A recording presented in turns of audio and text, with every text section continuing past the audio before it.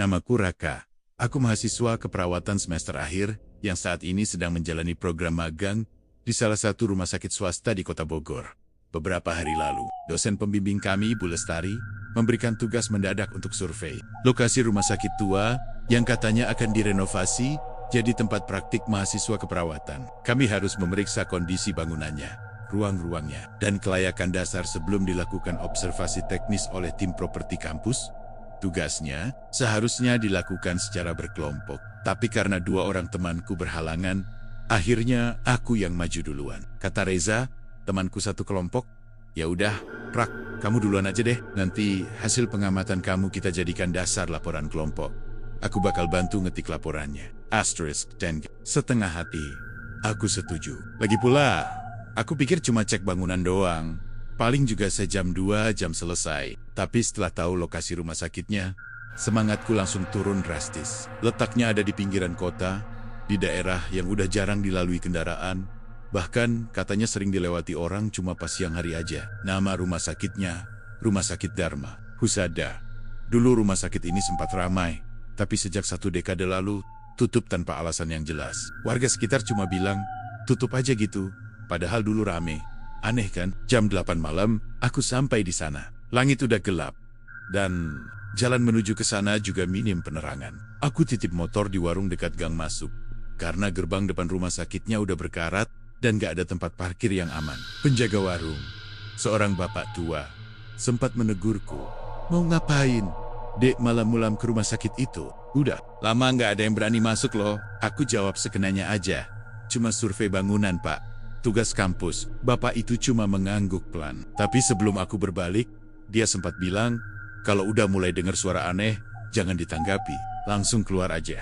Kalimat itu cukup bikin aku merinding. Tapi, aku tetap masuk. Dengan membawa senter, buku catatan, dan sedikit keberanian yang kupaksakan. Begitu kaki ini melangkah masuk ke halaman rumah sakit, hawa dingin langsung menyergap. Bukan dingin biasa, tapi seperti udara lembab yang menusuk tulang. Bangunan Rama sakit itu masih berdiri kokoh. 3 lantai dengan cat tembok yang mulai mengelupas. Beberapa jendela pecah, dan pintu utama yang terbuat dari kaca buram sudah tertutup lumut. Aku mendorong pintu itu pelan.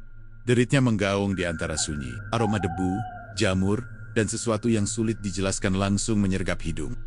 Kenapa? Jantungku mulai berdebar cepat, tapi aku paksa diri untuk tetap tenang. Ini cuma bangunan kosong, pikirku. Aku nyalakan senter dan mulai menyusuri lorong pertama. Lorong ini mengarah ke ruang IGD. Dulu mungkin tempat paling sibuk. Tapi, sekarang, semua perlengkapannya terbengkalai. Kursi roda tua tergeletak di sudut. Ranjang pasien ditutupi plastik robek. Dan di dinding terlihat berkak-burkak kecoklatan entah darah atau jamur. Aku mencatat kondisi ruang IGD di buku kecilku. Tapi saat sedang menulis, tiba-tiba aku dengar suara, "Tolong," lirih, pelan, seperti bisikan dari arah ruang perawat di sebelah IGD. Aku berhenti menulis, menoleh.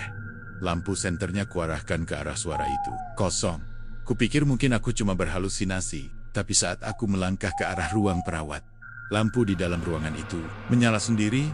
Aku tahu pasti, di rumah sakit ini sudah nggak ada aliran listrik. Jadi bagaimana bisa lampunya menyala? Tanganku gemetar saat membuka pintu ruang perawat. Lampunya berpendar kekuningan, seperti lampu kuno. Tapi anehnya, lampu itu hanya menyala satu dan berkedip-kedip pelan.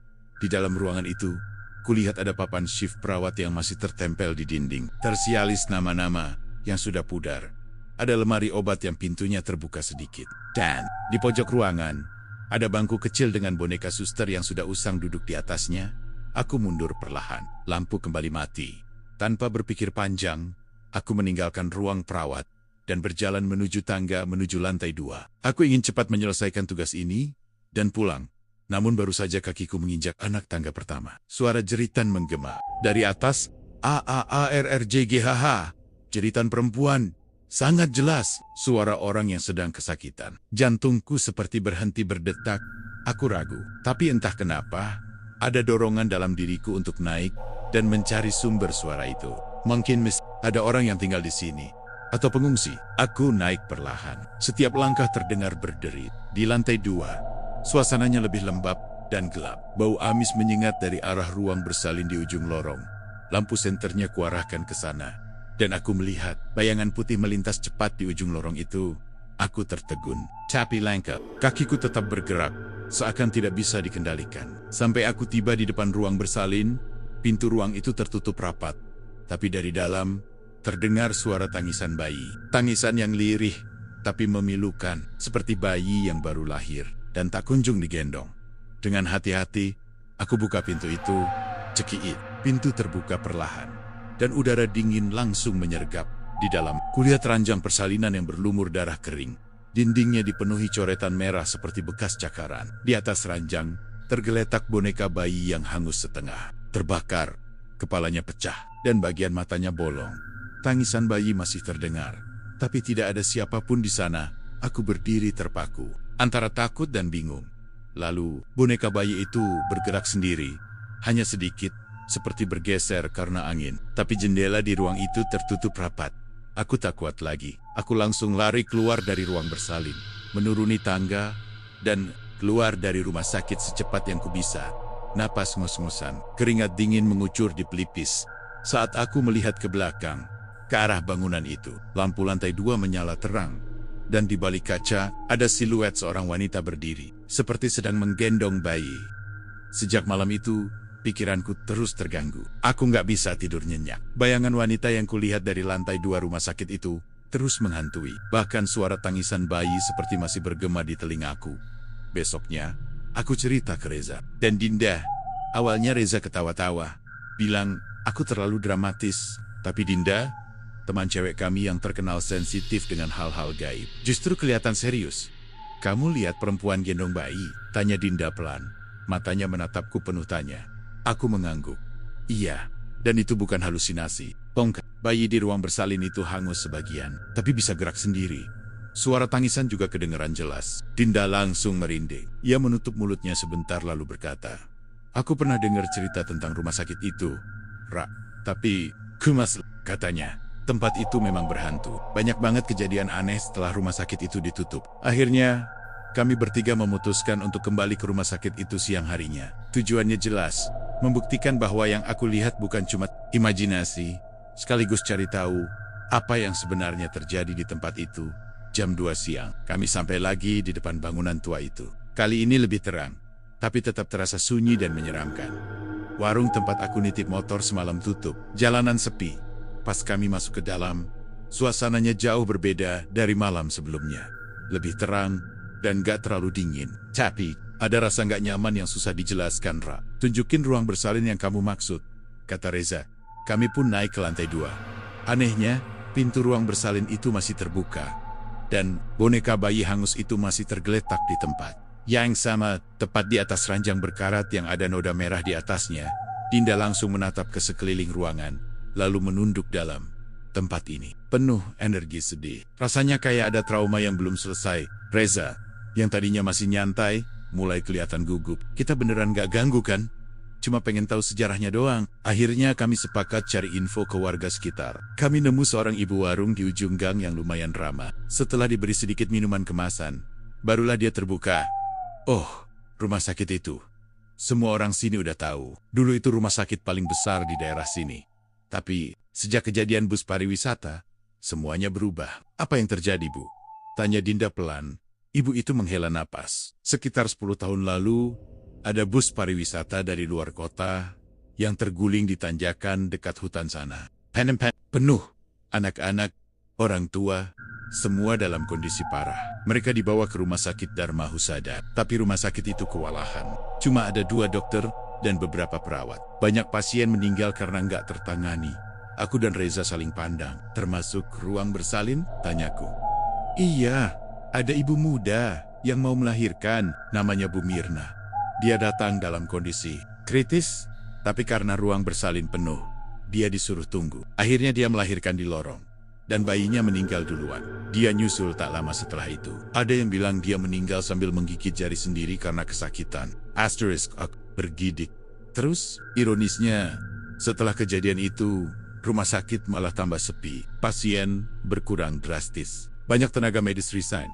Karena katanya, mereka sering dengar suara aneh malam-malam. Tanjizen Bai, jeritan pasien, bahkan ada perawat yang katanya melihat Bu Mirna berjalan-jalan di lorong tengah malam sambil gendong bayinya yang udah mati. Kami semua terdiam. Ibu warung itu melanjutkan. Yang terakhir, ada perawat muda yang bunuh diri di ruang ICU. Katanya dia sering dengar suara bisikan minta tolong. Sampai akhirnya dia gantung diri. Dinda terlihat pucat. Ia memejamkan mata sejenak, lalu berkata, arwah mereka belum tenang, terutama Bu Mirna. Dia masih merasa sakit hati dan dendam. Dia merasa ditolak, dibiarkan meninggal bersama anaknya. Reza mengusap tengkuknya yang berkeringat. Terus kita gimana? Masa kita biarin aja? Dinda berpikir sejenak. Aku bisa bantu, tapi kita harus kembali ke sana. Malam hari, kita coba doakan arwah Bu Mirna. Tapi kita harus hati-hati. Karena kalau dia menolak, bisa jadi malah lebih marah. Aku menelan ludah. Kembali ke sana, malam-malam lagi. Tapi, entah kenapa, ada bagian dari diriku yang merasa harus menyelesaikan ini. Aku nggak mau dihantui terus dan aku merasa bersalah. Seolah-olah aku menyaksikan penderitaan seseorang yang belum selesai. Dan sekarang, aku terlibat. Malam harinya, kami bertiga kembali ke rumah sakit Dharma Husada. Dinda membawa dupa, air doa, dan bacaan di zikir pendek yang dia dapat dari guru ngajinya. Kami juga membawa senter baru dan rekaman doa untuk diputarkan. Kalau terjadi sesuatu, jam 10 malam, kami masuk lagi ke rumah sakit itu. Udara terasa jauh lebih dingin dari semalam sebelumnya. Langkah kami terdengar menggema di lorong gelap itu. Tapi anehnya, rasanya seperti ada langkah lain yang mengikuti. Saat sampai di lantai 2, kami langsung ke ruang bersalin. Dinda menyalakan dupa dan mulai membaca doa dengan khusyuk. Reza memutar rekaman doa dari ponsel. Aku berdiri di pintu, mengamati suasana. Tiba-tiba, boneka bayi itu jatuh ke lantai, pelan, tapi jelas terdengar bunyinya. Pluk, asterisk, Don Sepeti. Malam kemarin, suara tangisan bayi kembali terdengar. Tapi kali ini lebih jelas, lebih dekat, dan seperti datang dari arah belakang kami. Aku menoleh cepat. Di lorong, berdiri sosok wanita berbaju putih. Wajahnya pucat, rambutnya menutupi sebagian muka. Dan di tangannya, ia menggenggam sesuatu. Seperti bungkusan selimut kecil berwarna merah tua. Dinda berbisik, itu dia, Bu Mirna. Wanita itu melangkah perlahan ke arah kami. Tangisan bayinya semakin keras. Reza mulai panik. Kita keluar aja yuk. Udah cukup. Tapi Dinda berkata tegas. Jangan lari. Hitanayat. Baik. Dia cuma mau didengar. Aku berdiri membeku. Sosok itu kini hanya berjarak beberapa meter. Matanya penuh luka. Darah menetes dari dagunya. Dan bibirnya bergerak-gerak. Seperti berkata sesuatu. Namun sebelum kami bisa mendekat, pintu ruang bersalin menutup sendiri dengan keras. Berua, kami semua terperangkap. Dan dari balik dinding, terdengar tangisan, jeritan, dan suara gaduh seolah rumah sakit itu hidup kembali. Reza langsung mencoba membukanya, tapi pintunya terkunci rapat. Bahkan saat dia dorong sekuat tenaga, pintu itu nggak bergeming sedikit pun. Astaga, kita dikurung! Teriak Reza panik. Di dalam ruang bersalin yang kini remang-remang, dupa yang Dinda bawa mulai mengeluarkan asap putih tebal. Aromanya menusuk, bercampur dengan bau darah kering yang makin tajam. Suara tangisan bayi terdengar semakin jelas. Tapi anehnya, suara itu bukan datang dari satu arah. Tangisan itu mengelilingi kami. Jangan panik, kata Dinda cepat. Pegang tangan aku. Kita lingkarin. Baca doa dalam hati. Fokus. Kami bertiga saling menggenggam tangan. Dinda mulai membaca doa dengan suara pelan, tapi mantap. Namun, baru beberapa bait, lampu senter kami berkedip, lalu mati total. Gelap. Semua jadi gelap. Aku bisa dengar napas Reza Turenggengga di sampingku. Dan bisikan Dinda yang makin cepat bacaannya. Tapi dari balik gelap, tiba-tiba aku lihat seseorang berdiri di pojok ruangan. Siluetnya tampak jelas. Seorang wanita, rambut panjang menutupi mukanya. Tangannya menggenggam sesuatu. Sebuah buntalan kecil. Dia tidak bergerak, hanya berdiri dan menatap kami. Tangisan bayi makin keras. Suara jeritan pun mulai terdengar dari dinding-dinding. Sekitar kami suara orang minta tolong. Suara rintihan dan langkah kaki yang berlari-lari. Tiba-tiba tubuh Reza terpental ke belakang. Seperti ada sesuatu yang menariknya. Roka, tulu nije, teriaknya. Aku berusaha menarik tangan Reza. Tapi ada gaya yang sangat kuat menyeret tubuhnya ke arah ranjang bersalin. Wajahnya pucat, kakinya menendeng-nendang. Dan matanya menatap ke arah siluet wanita tadi.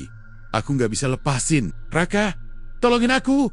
Dinda semakin keras membaca doa. Air mata mulai mengalir dari mataku. Bukan cuma karena takut, tapi juga rasa bersalah. Aku tahu, ini bukan sekadar hantu. Ini luka lama yang belum sembuh, dan kami telah masuk terlalu dalam. Akhirnya, aku berteriak, "Maaf, Bu, kami nggak bermaksud ganggu. Kami cuma mau bantu. Kami tahu Ibu sakit. Kami tahu Ibu dan bayi Ibu meninggal dengan cara yang kejam. Tapi kami di sini mau bantu Ibu tenang." Siluet wanita itu bergerak perlahan. Ia melangkah ke arah kami. Langkahnya tidak menyentuh lantai. Menggebeng, tapi udara di sekitar jadi sangat dingin. Saat dia sudah sangat dekat, dia menunduk dan memperlihatkan wajahnya. Wajahnya pucat, penuh luka sobek. Mata kanannya kosong seperti sudah dicongkel. Tapi mata kirinya penuh air mata. Dinda berhenti membaca doa. Ia menatap hantu itu dan berkata lirih, "Bu Mirna, kalau Ibu masih sakit hati, kami bantu kirim doa untuk bayi Ibu. Ibu tidak sendiri. Sudah cukup Ibu menanggung semua ini sendirian." Wanita itu tidak berkata apa-apa, tapi ia perlahan mengangkat buntalan dalam pelukannya. Dan untuk pertama kalinya, kami lihat wajah bayi kecil yang juga pucat. Matanya terpejam rapat, dan kulitnya membiru. Tangisan itu perlahan berhenti. Ruangan menjadi hening. Cuma suara isakan pelan dari wanita itu yang terdengar. Dan tiba-tiba, dia menghilang. Begitu saja, seperti kabut disapu angin.